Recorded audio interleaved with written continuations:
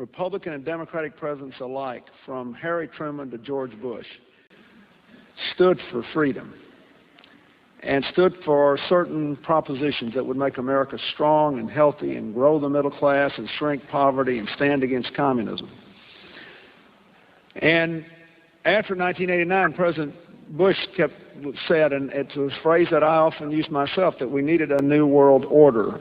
You were both in Skull and Bones, the secret society. It's so secret we can't talk about it. What does that mean for America? The conspiracy theorists are going to go I'm on. sure they are. I don't know. I haven't seen the web. Number 322? First of all, he's not the nominee. And, look, I look forward... Are you prepared to lose? No, I'm not going to lose. You both were members of Skull and Bones, a secret society at Yale. What does that tell us? Not much, because it's a secret.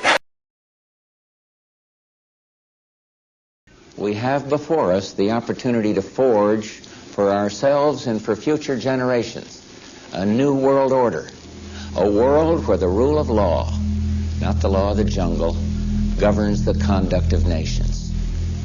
When we are successful, and we will be, we have a real chance at this new world order, an order in which a credible United Nations can use its peacekeeping role to fulfill the promise and vision of the UN's founders.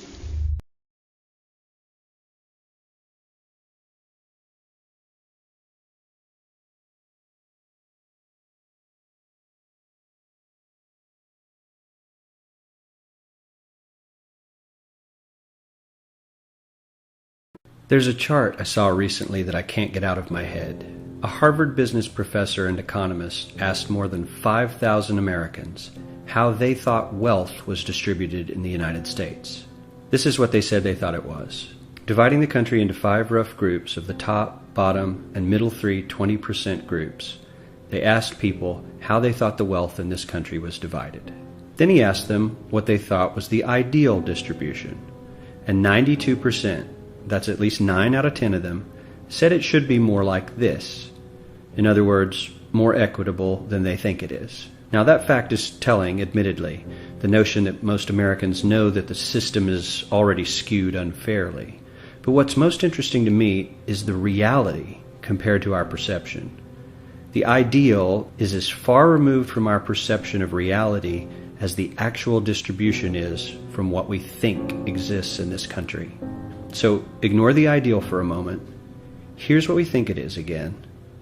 And here is the actual distribution. Shockingly skewed.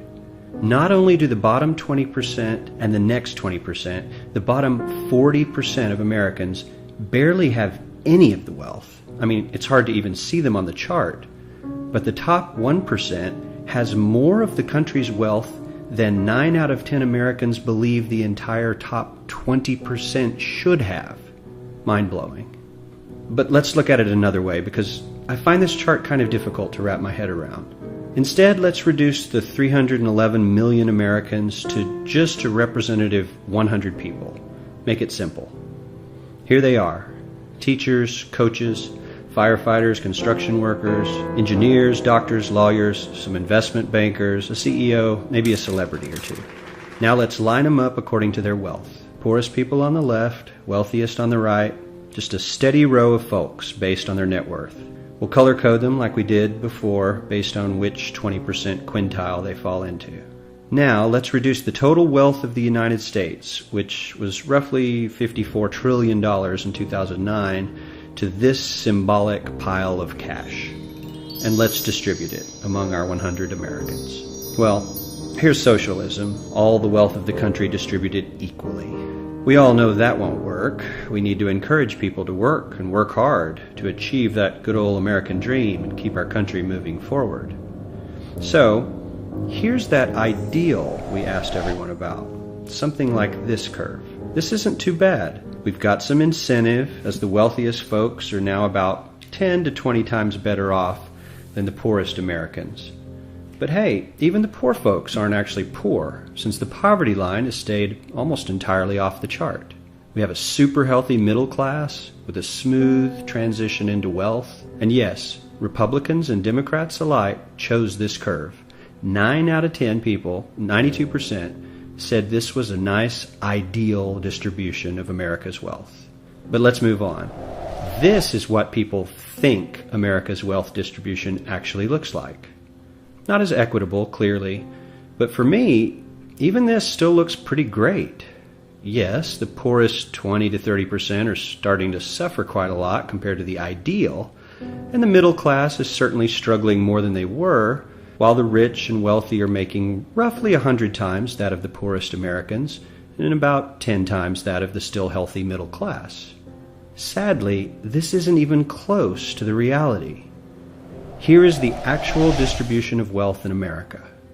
The poorest Americans don't even register. They're down to pocket change, and the middle class is barely distinguishable from the poor. In fact, even the rich between the top 10 and 20 percentile are worse off. Only the top 10% are better off. And how much better off? So much better off that the top 2 to 5% are actually off the chart at this scale. And the top 1%, this guy, well, his stack of money stretches 10 times higher than we can show. Here's his stack of cash, restacked, all by itself. This is the top 1% we've been hearing so much about. So much green in his pockets that I have to give him a whole new column of his own, because he won't fit on my chart. 1% of America has 40% of all the nation's wealth. The bottom 80%, 8 out of every 10 people, or 80 out of these 100, only has 7% between them. And this has only gotten worse in the last 20 to 30 years. While the richest 1% take home almost a quarter of the national income today, in 1976 they took home only 9%, meaning their share of income has nearly tripled in the last 30 years. The top 1% own half the country's stocks, bonds, and mutual funds. The bottom 50% of Americans own only 0.5% of these investments, which means they aren't investing. They're just scraping by. I'm sure many of these wealthy people have worked very hard for their money, but do you really believe that the CEO is working 380 times harder than his average employee? Not his lowest paid employee, not the janitor, but the average earner in his company. The average worker needs to work more than a month to earn what the CEO makes in 1 hour. We certainly don't have to go all the way to socialism to find something that is fair for hardworking Americans. We don't even have to achieve what most of us consider might be ideal. All we need to do is wake up and realize that the reality in this country is not at all what we think it is.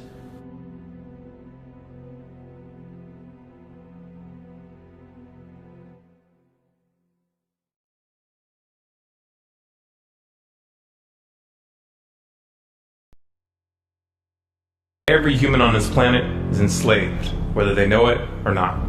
This is not the crude and primitive slavery of ancient times. It does not rely on whips and shackles to keep the oppressed in their place. These tools have been rendered obsolete by much more sophisticated methods. That most of the enslaved are unaware of their condition and would in fact argue fiercely that they are free is a testament to the effectiveness of these invisible chains.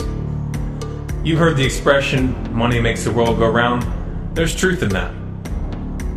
Money is the prime motive for human labor in modern civilization. If you want food, shelter, and clothing, you must have money. And unless you're part of that tiny minority that has more money than they could ever spend in their lifetime, then you must work, beg, or steal for that money. That's why you get up in the morning and go to work, even if you hate your job. And that's why the specter of unemployment is more terrifying for most people than the prospect of spending 50 years of their life performing menial tasks within the confines of a fluorescent-lit cubicle. Of course, in Western countries, some are fortunate enough to have pulled away from the brink and do not live in fear that their basic needs will be met, at least for now. And yet they keep spinning the hamster wheel. Why is that? Could it be because money and the bling that it buys have become symbols of status and prestige? Money offers an illusory form of social validation, but even those who are not caught up in distinguishing themselves by how much they accumulate still must acknowledge the social stigma that comes with poverty. The combination of these primal motivators, the need for food, shelter, clothing, and social validation, is a very powerful force. It's enough to drive humans to engage in all forms of activity, even to the point of harming themselves or others in the process. The accumulation of money is therefore an accumulation of social and psychological power, and those who control the creation of money control this power at its source. So who controls the creation of money? Well, in the case of the US dollar, it's not the government. This shouldn't be an earth-shattering revelation. The fact that the Federal Reserve is a private institution owned by a cartel of the world's most powerful banks is quickly becoming common knowledge. Even the mainstream media doesn't deny it at this point. However, the full extent of what this means is only clear when you understand how the banking system really works. And unfortunately, this isn't something we're taught in school. Once you have it explained to you in simple terms, you'll understand why. Every dollar in circulation is loaned into existence by a bank. The process begins with the Federal Reserve when they loan out money to the US government and to other entities. You've probably heard this talked about before, especially in regards to the interest rate on those loans, which the Federal Reserve raises and lowers depending on economic conditions. But what's never talked about in the mainstream is the fact that the Fed isn't actually loaning out money that they have. They are merely typing those dollars into existence on a computer. You may be inclined to believe that this money is based on some physical backing like gold, but you would be mistaken. The Federal Reserve hasn't owned any gold since the 1930s. The Federal Reserve does not own any gold at all. We have not owned gold since 1934. So we have not engaged in any gold swaps. When the Federal Reserve loans money to the US government gives the Federal Reserve government bonds in exchange. These bonds are simply written promises to pay back the money that was loaned to them with interest through taxation. So to be clear here, the government is taking out a loan from a bank that is creating that money out of thin air, and they're expecting you, the taxpayer, to cover that loan. The absurdity of this arrangement is even more obvious when you realize that up until 1913, the US government created its own money and had no need for a bank to play the part of a middleman. That new money loaned out by the Federal Reserve enters circulation through the banks, accumulates in the banks, and in the end, the banks end up holding all the cards. Not necessarily for the reasons you may imagine. Contrary to popular belief, the majority of money in circulation isn't actually created by the Federal Reserve, but rather by the ordinary banks that businesses and individuals use for their checking, savings, and mortgages. How is this possible? Well, like the Federal Reserve, ordinary banks are allowed to loan out money that they don't have. There are, of course, restrictions. Banks are only allowed to loan out 10 times the amount of money that they actually have. So if Wells Fargo has $1,000, they can loan you $10,000, and they expect you to pay back that $10,000 plus interest. This is called fractional reserve banking. 75% of all money in circulation is created in this manner. Now, as bad as this may seem, this is really only the tip of the iceberg. Most banks structure payment plans so that for many years, you're paying almost nothing but interest, and only start paying down the principal gradually. The result of this strategy is that in most cases, you pay far more in interest when you purchase a house than the house itself is worth. So here's the real question. If all money is created through loans, where does the money come from to pay for the interest? Let's say we reset the system to zero, loan $1,000 into existence, and charge 7% interest. We now have a total of $1,000 in the system, but we owe $1,000 plus interest, and that's more. The interest ensures that there's always more debt than money in circulation, because the money to pay the interest doesn't exist. Never has, never will. This would be obvious if there was only one loan being issued to one person in this manner, but when performed on a global scale, the reality is hidden and is transformed into a game of musical chairs where the person ending up without a seat faces bankruptcy and financial ruin.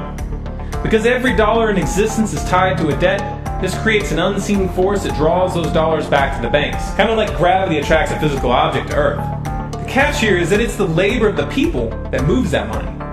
Every hour that you work to pay back a loan or to keep the government from throwing you in jail over income taxes is an hour worked for the banks.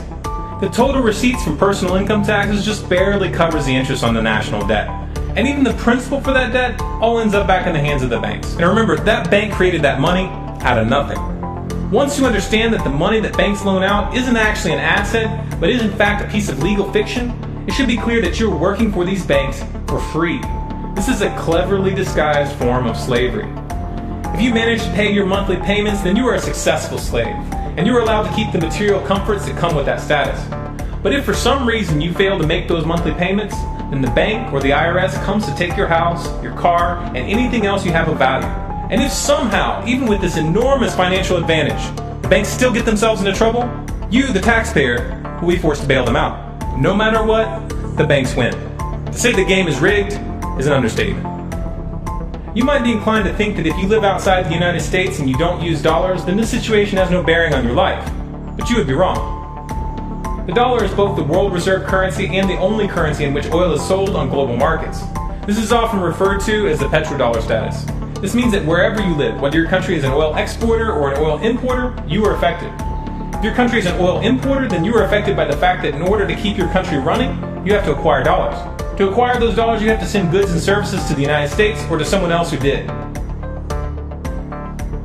Likewise, if your country is an oil exporter, you are affected by the fact that you send your oil to the US in exchange for this debt-based money. You are exchanging something of real and tangible value for digits on a screen. And if for some reason the leadership of your country grows tired of this arrangement and tries to pull off the dollar, you'll quickly find the United States military at your doorstep ready to open up a can of democracy on you. Iraq learned this the hard way when they switched their oil sales to euros in 2000, and Libya when they tried to organize a gold-based currency for Africa. Debt-based money is a masterpiece of social engineering, the ultimate tool of the ruling elite. Yet in reality, the whole thing is nothing more than a construct of belief. Our chains are the chains of the mind, and the path to freedom must also begin in the mind. If we want a better future for our children and grandchildren, then we must work right now to reach a critical mass of awakening. Why did the United States attack Libya, Iraq, Afghanistan, and Yemen? Why are U.S. operatives helping to destabilize Syria? And why is the United States government so intent on taking down Iran, in spite of the fact that Iran has not attacked any country since 1798? And what's next? What are we headed for? When you look at the current trajectory that we're on, it doesn't make any sense at all if you evaluate it based on what we're taught in school. And it doesn't make any sense if you base your worldview on the propaganda that the mainstream media tries to pass off as news. But it makes perfect sense once you know the real motives of the powers that be. In order to understand those motives, we first have to take a look at history. In 1945, the Bretton Woods Agreement established the dollar as the world reserve currency, which meant that international commodities were priced in dollars. The agreement, which gave the United States a distinct financial advantage, was made under the condition that those dollars would remain redeemable for gold at a consistent rate of $35 per ounce.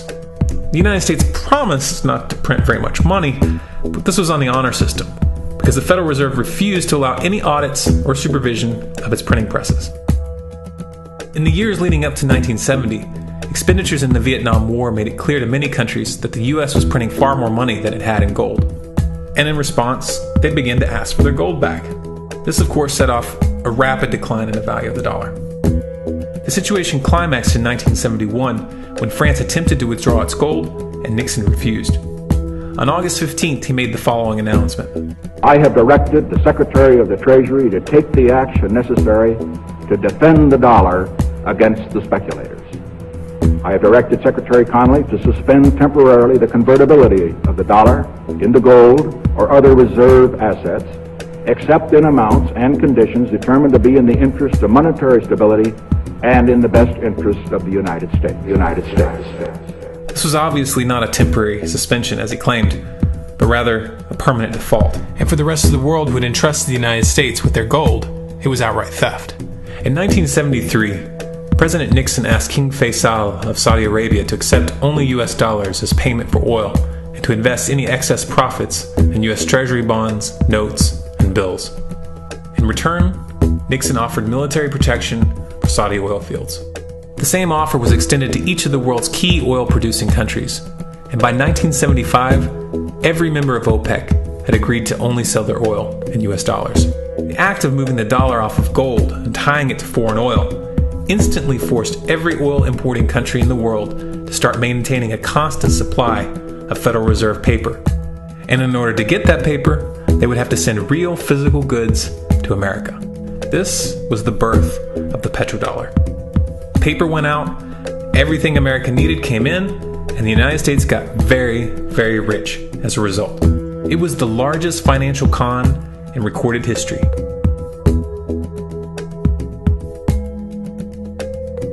The arms race of the Cold War was a game of poker.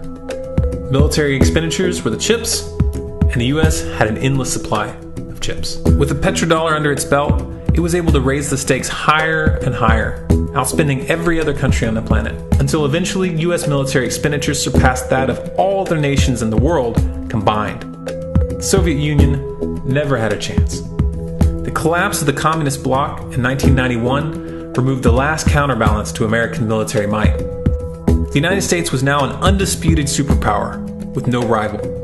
Many hoped that this would mark the beginning of a new era of peace and stability. Unfortunately, there were those in high places who had other ideas. Within that same year, the U.S. invaded Iraq in the First Gulf War. And after crushing the Iraqi military and destroying their infrastructure, including water purification plants and hospitals, crippling sanctions were imposed which prevented that infrastructure from being rebuilt. These sanctions, which were initiated by Bush Sr. and sustained throughout the entire Clinton administration, lasted for over a decade and were estimated to have killed over 500,000 children. The Clinton administration was fully aware of these figures. We have heard that 500,000 children have died. I mean, that's more children than died in Hiroshima. And you know, is the price worth it? I think this is a very hard choice, but we think the price is worth it. Miss Albright, what exactly was it that was worth killing 500,000 kids for? In November of 2000, Iraq began selling its oil exclusively in euros. This was a direct attack on the dollar and on U.S. financial dominance, and it wasn't going to be tolerated.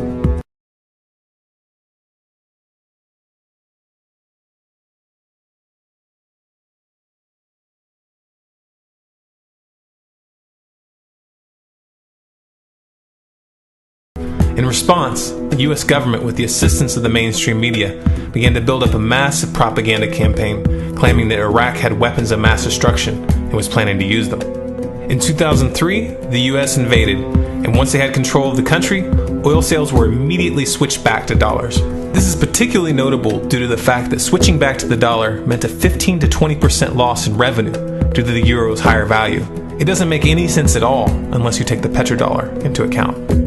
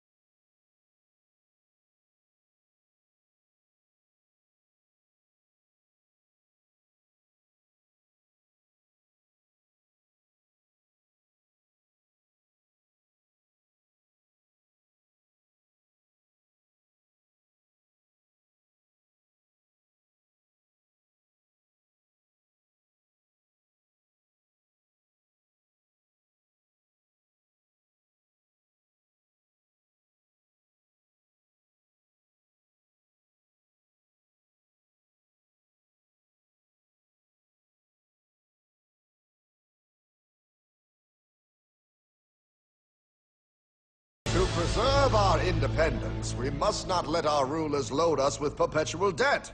We must make our choice between economy and liberty or profusion and servitude.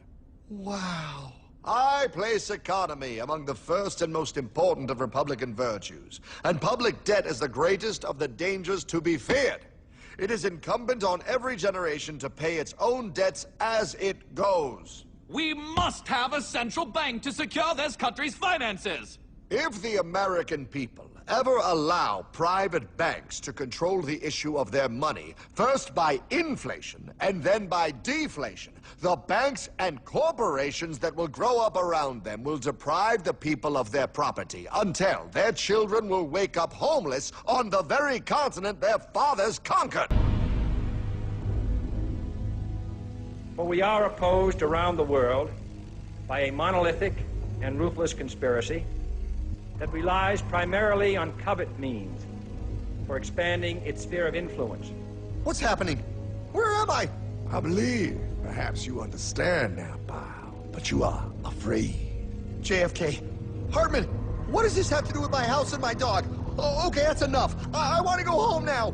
This is the last president to stand up to the Fed. You must see. On June 4, 1963, President Kennedy signed Executive Order 11110. This executive order empowered the U.S. Treasury to issue real money without the Fed. It would have worked. Kennedy's plan to dismantle the Federal Reserve machine had begun. 6 months later, John F. Kennedy went to Dallas and never returned. No way. No way they could do that. The new president, Lyndon Johnson, threw out Kennedy's order. And since JFK, no president has dared confront the secret powers behind the Federal Reserve. They consolidate bigger and bigger banks, print more and more money, accountable to no one, decimating our nation's wealth for the benefit of a few. Why? Why do this?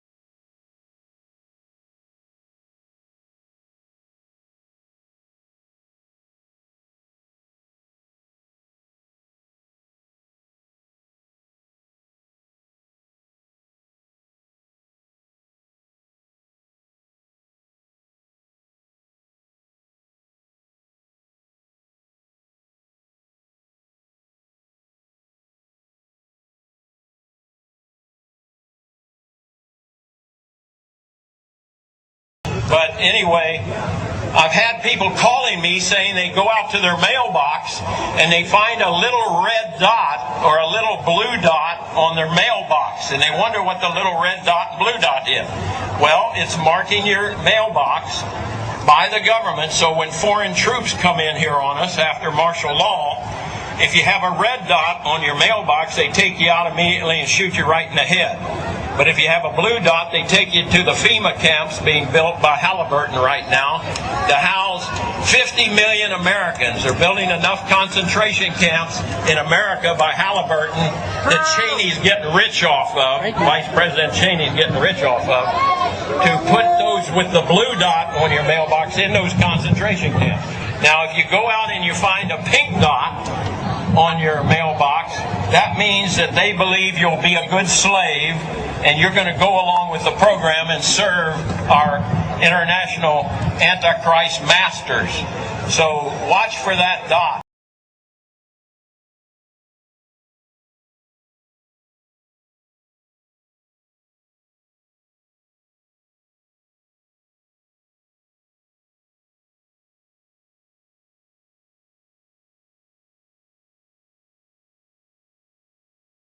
Have you heard that the Department of Homeland Security has purchased 1.6 billion rounds of ammunition last year? I mean, that's going to cost millions and millions of dollars. Correct me if I'm wrong, but isn't this country broke? I mean, you turn on the TV, you hear how we're laying off air traffic controllers, how people are going to die because of it. I mean, Harrison Ford is in a tizzy, and we're spending this much money on bullets? Do you know that 1.6 billion rounds of ammunition is enough to fight a 20-year war and still have bullets left over? My question is, who is the Department of Homeland Security planning to shoot? Do you realize that over the past couple of months, our government has tried to pass bills through Congress allowing them to arrest American citizens without due process, allowing them to kill American citizens without due process? An ad hoc legal approach for fighting terrorism.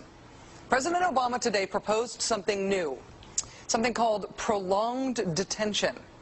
Doesn't sound that bad, right? Prolonged detention. Did you ever see the movie Minority Report? It was based on a Philip K. Dick short story. Came out in 2002. It starred Tom Cruise, remember? He played a police officer in something called the Department of Pre-Crime. Pre-crime is where people are arrested and incarcerated to prevent crimes that they have not yet committed. Mr. Marks, by mandate of the District of Columbia Pre-Crime Division, I'm placing you under arrest for the future murder of Sarah Marks and Donald Dubinos. Take place today, April 22nd, at 0800 hours, 4 minutes. No, I didn't do anything. You didn't do anything, but you're gonna. Future murder. Creepy, right? Putting somebody in jail not for what they've done, but for what you're very sure they're going to do? There may be a number of people who cannot be prosecuted for past crimes. In some cases because evidence may be tainted, but who nonetheless pose a threat to the security of the United States. We're not prosecuting them for past crimes, but we need to keep them in prison because of our expectation of their future crimes. Al-Qaeda terrorists and their affiliates are at war with the United States, and those that we capture, like other prisoners of war, must be prevented from attacking us again. Prevented. We will incarcerate people preventively. Preventive incarceration. Indefinite detention without trial. That's what this is. That's what President Obama proposed today, if you strip away the euphemisms. One civil liberties advocate told the New York Times today, quote, "We've known this was on the horizon for many years, but we were able to hold it off with George Bush. The idea that we might find ourselves fighting with the Obama administration over these powers is really stunning." And it is stunning. And it's got the 5 regions for the FEMA camps, and it talks about barricades and barbed wire and armed guards, and it says that they built the camps and that now they need to get ready to staff them, and that they need to be ready within a 72-hour period. And so I want to challenge everybody to call their friends and their families now and realize that the new economy is to put tens of millions of people, we already have the biggest prison population in the world, in this archipelago, this giant chain of facilities all over the country. The following video details the contents of a Department of Defense document entitled Internment and Resettlement Operations, also known as FM 3-39.40. The document is 325 pages long and it is signed by Joyce E. Morrow, Administrative Assistant to the Secretary of the Army. It was created in 2010, however, has just been recently leaked to the public via the internet and can now be downloaded from multiple sources. In the description below, you'll find a download link for the document. I strongly encourage you to download it yourself and to verify everything that's being said here. The document outlines military procedures for internment and resettlement of civilians, and it describes the layout and the administration of these internment camps. It clearly states on page 38 that it applies within U.S. territory, and it specifically addresses the detainment of U.S. citizens, as is indicated by the identification procedures for new prisoners on page 146, which states that social security numbers are to be recorded alongside their photograph and fingerprints. Included in the list of organizations which may be involved in these internment operations are the Department of Homeland Security, FEMA, the Department of Defense, and the United Nations. On page 56, the document outlines the responsibilities of psychological operations officers within the camps, among which it states that a PSYOP officer develops and executes indoctrination programs to reduce or remove antagonistic attitudes and identifies political activists. On page 281, the document goes into more detail regarding the role of psychological operations within the camps, specifically in regards to pacifying the population and ensuring cooperation. On page 238, it gives the conditions for the use of deadly force in such camps. Among the justifications for lethal force, it includes to terminate an active escape attempt. That point right there should make it clear that these camps are not benevolent disaster relief type facilities. On page 244, the document calls for the use of snipers during riots to, quote, scan a crowd and identify agitators and riot leaders for apprehension and fire lethal rounds if warranted. On page 260, it shows the basic layout for a facility focusing on detainment. It is depicted with interrogation areas, tribunal areas, and mortuaries. Each detainment facility is designed to hold 4,000 prisoners, and they are depicted with multiple levels of barbed wire separating compartments within the facilities, with a double barbed wire fence enclosing them, and watched over by 24 guard towers. On page 261, the document depicts the layout for what they call civilian resettlement facilities, which are designed to house 8,000 people. Though it uses the word resettlement, the plans show multiple levels of barbed wire dividing the sections of the facility, with double barbed wire fencing on the outside, as well as 16 guard towers. On page 262, the layout for facilities designed for what they call non-compliant prisoners is shown. These camps are designed to hold up to 300 prisoners, they have 3 interrogation centers, and are guarded by 13 guard towers. Now, if there's any question whether these plans are active or just theoretical, this should be settled by the fact that the U.S. Army has been running ads for job positions in these camps since 2009, and apparently, they're still hiring. Once again, if you look in the description, you'll find all the links you need to verify this information. It's important to note here that this document was created in 2010, which was under the Obama administration, and it predates the NDAA of 2012, which authorized military detainment of U.S. citizens. This clearly shows a long-term agenda at work.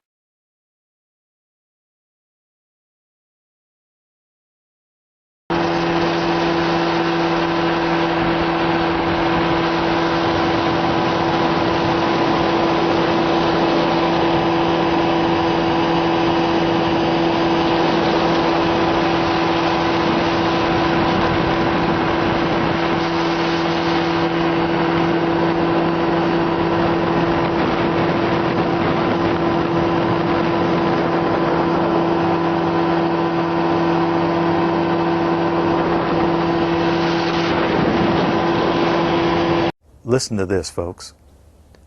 I was pulled to the side road, which was a new cut gravel dirt road in front of a business, a builder supply business.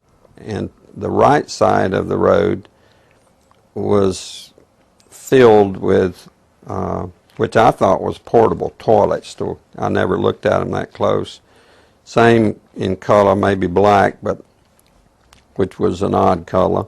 And I asked him about the field of black boxes. What were they? Because I'd never seen anything like that. And his statement was that if he told me, I would be one of few people in Madison, Georgia that knew about them. And he says they're disposable coffins, I believe he told me.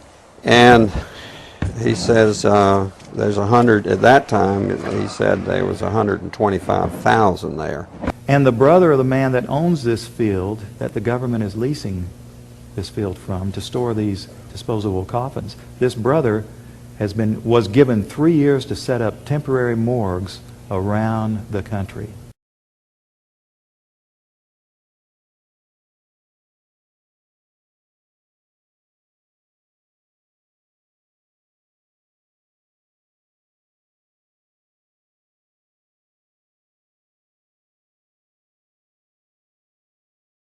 We now have a policy, as exemplified by the FBI brochure from the on counterterrorism, which says people who are defenders of the U.S. Constitution against federal government and the UN, and make numerous references to the U.S. Constitution, should be monitored as potentially murderous and fanatical terrorists.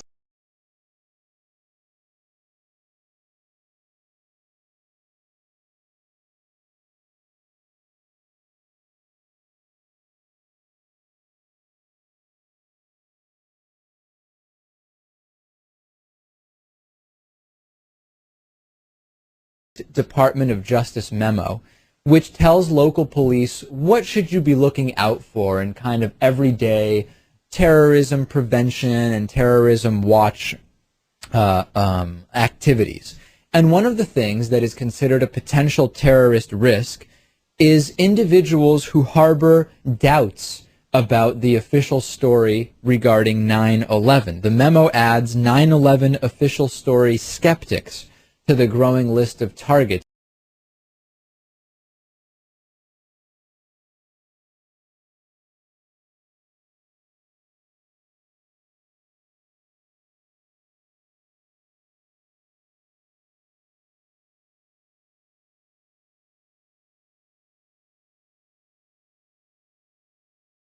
If you go outside the city of Atlanta, go east about 60 or 70 miles to the town of Elberton, and then go north on Highway 77 about 10 miles, you'll find off to the right what's called the Georgia Guidestones.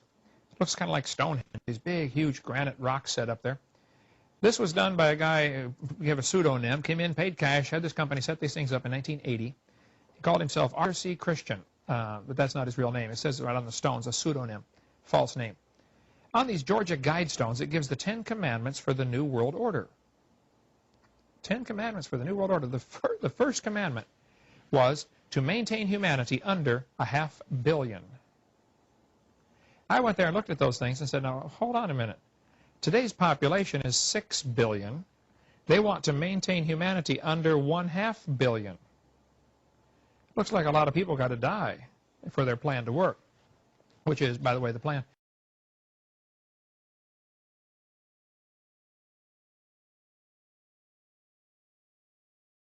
Jacques Cousteau said we'd have to eliminate 350,000 people a day. 1/3 million people a day would have to be eliminated to save Mother Earth. Bill Clinton said we need to reduce the population of the Earth to 1 billion. There are a lot of folks who would like to reduce the population of the Earth. The Bible command is quite the opposite.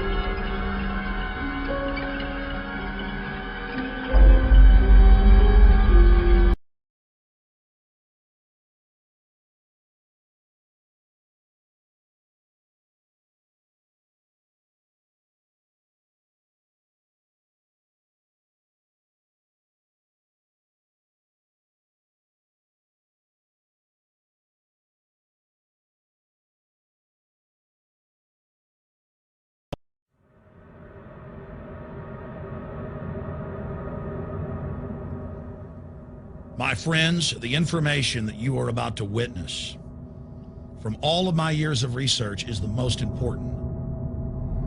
It's been hidden in plain view the entire time. This is the ultimate secret, and it's about to be exposed.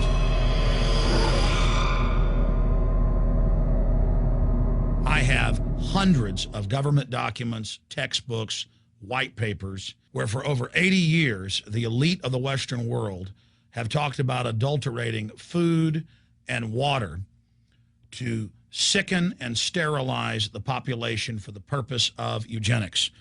It's all covered in the book Eco Science, written by the White House science czar John P. Holdren, where they talk about a planetary police state to carry out the forced sterilization. They also talk about covert systems in the water and food to sterilize the population.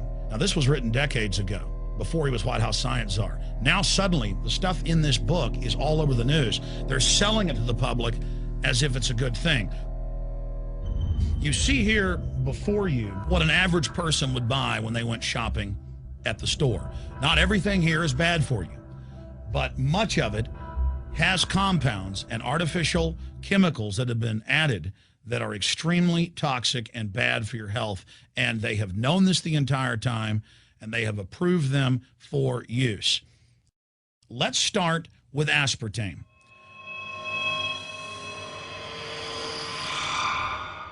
You cannot go to the grocery store now and buy any type of even regular sugar gum that hasn't had aspartame added to it.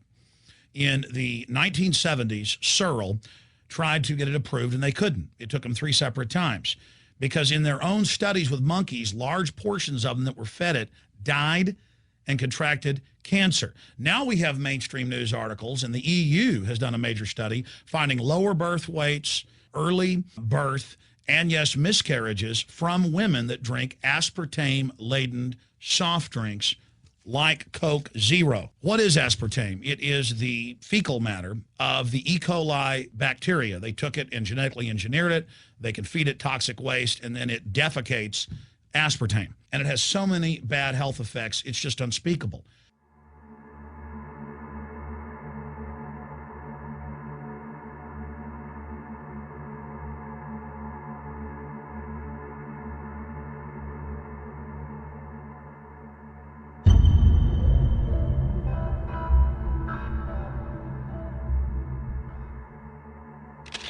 This is being done by design. It's also very, very addictive. But let's just go ahead and move away from aspartame and talk about McDonald's and chicken McNuggets. Now, I remember a decade ago or so reading health advisories claiming that a form of plastic that's used in silly putty, basically a type of silicone, was in the chicken McNuggets, but also in many other TV dinners and other foods. It is illegal in every other nation in the world to add these chemicals to the food, but it's not in the United States. The big secret is all of this was done by design by the FDA.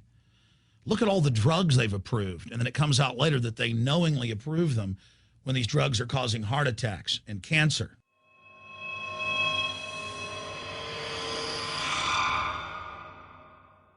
In the Nuremberg trials, it came out that the Nazis were adding sodium fluoride to the water supply in the labor camps and death camps to make the population more docile and controllable. There had been hundreds of university studies before Hitler even came to power. This is a form of forced medication. They admit that 1 part per million of sodium fluoride more than doubles the chance of bone cancer in boys and men. As the public became educated in the last few decades, the government and industry's response was to not just put it in water, but to start adding it to thousands of products like children's water that's mixed with their formula or with their cereal. They started adding as much as 900 parts per million in things like powdered eggs. It causes reductions in IQ. It increases sterility or lack of fertility, and it's being added to so many of the daily staples that we consume. We'll get back to food additives in a moment. But first, I wanted to look at genetically modified organisms.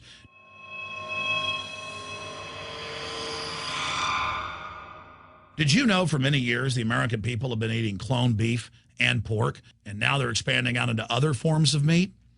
Let's look at salmon first. Major university studies conclusively have proven that the type of genetically modified salmon that is actually a cross species, they've mixed other animal genes in with it, that when this fish is introduced with wild natural salmon, within 40 generations, all of the natural salmon are extinct. And the FDA approved this. And they're going to allow it to be released into the wild that isn't even a salmon. It is a cross-species chimera. It is a mixture like something out of the island of Dr. Moreau, something out of a nightmare.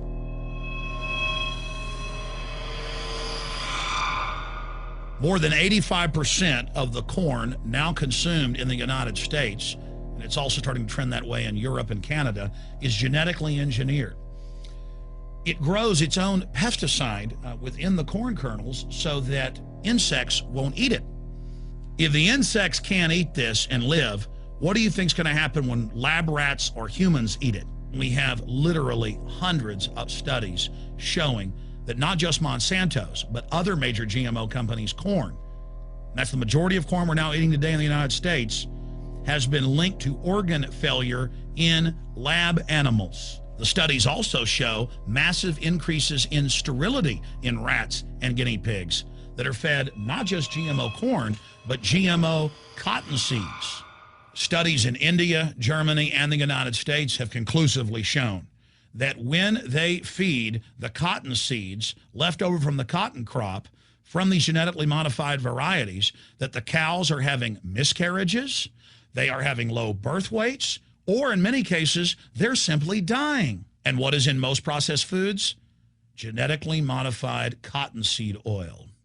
Major studies are also showing that genetically engineered crops are killing honeybees and monarch butterflies. But they don't stop there. Now they claim they're coming out with a genetically engineered mosquito that's malaria-proof that they're going to release into the open biosphere. The very genetic code of the planet is being butchered in a hostile corporate takeover.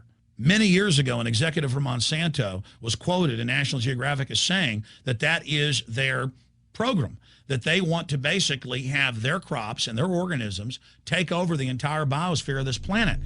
And the major genetic engineer companies have focused mainly on 8 major food crops. Now they're expanding out into hundreds and hundreds and hundreds of other plants, literally changing the genetic code of the planet. This is a genetic dictatorship. This is genetic vandalism. And that's why the Rockefellers, the United Nations, and others have built these giant armored seed vaults all over the world, not just at the Arctic Circle. And they admit they're doing it in case all of this gets out of hand, that they'll have a type of Noah's Ark.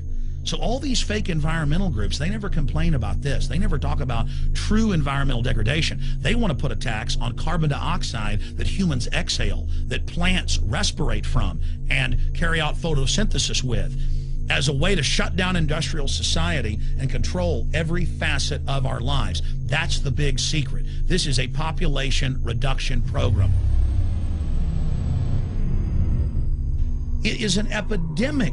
The sperm count has dropped in the Western world exponentially. Even the government has been predicting within another generation, almost everyone is going to be sterile.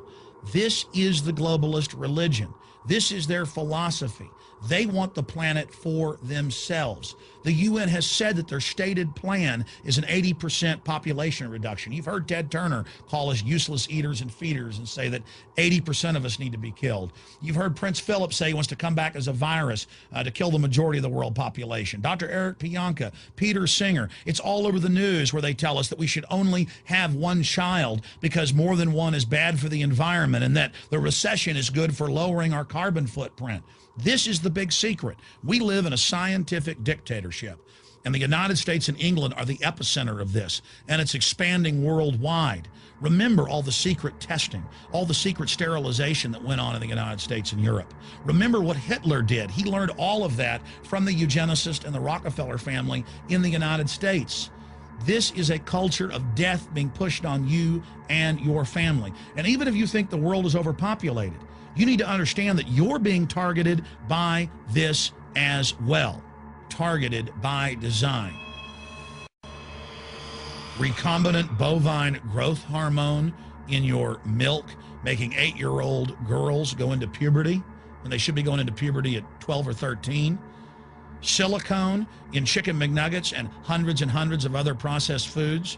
Aspartame, that is the feces of genetically engineered bacteria that has incredible health problems that have been proven. Think for yourself. It goes on and on. ABC News, this goes back 4 years ago. Viral meat spray, advancing food safety. They spray a live virus on the meat to supposedly kill the bacteria. This is a live vaccine they spray on most of the meat you're consuming that you're buying from the store. It gets even worse. The petroleum distillates, or toxic waste that's left over from petroleum refineries that refine oil into gasoline, they take these tens of millions of pounds of toxic waste that's left over, the fluoride, the mercury, the lead, and they dump it on crops as supposed fertilizer. And what do crops like tomatoes and corn and potatoes do? They pull in all of those toxins out of the ground. In fact, scientists for many years have used plants to actually detoxify areas that have been contaminated. And those plants are pulling all of this up, and then you are eating it. That's why the Washington Post reported in January of 2008 that a major study found that nearly a third of the 55 popular brand name foods and beverage products were filled with mercury. Despite the fact that the people of Europe for over 20 years have fought off all the genetically modified wheat and corn and other crops being planted in their nation, now the EU is buckled and is accepting it. The United States is literally a testing ground for all of this. It's just automatically approved. And the people that work for these corporations, they're compartmentalized. They don't know what's going on. The people that work at these stores, they have no idea what's happening. This is affecting all of us. This is hurting everyone.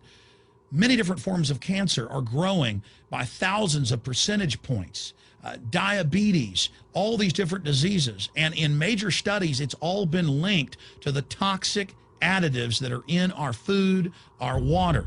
And I haven't even had time to get into MSG. I mean, I've interviewed brain surgeons, neurologists, scientists. I mean, it just devastates the brain. It's an excitotoxin. It destroys the liver, and it is in tens of thousands of products. We can say no. We can stand up. But if you've got a neighbor giving fluoride water to their baby, please go over and warn them.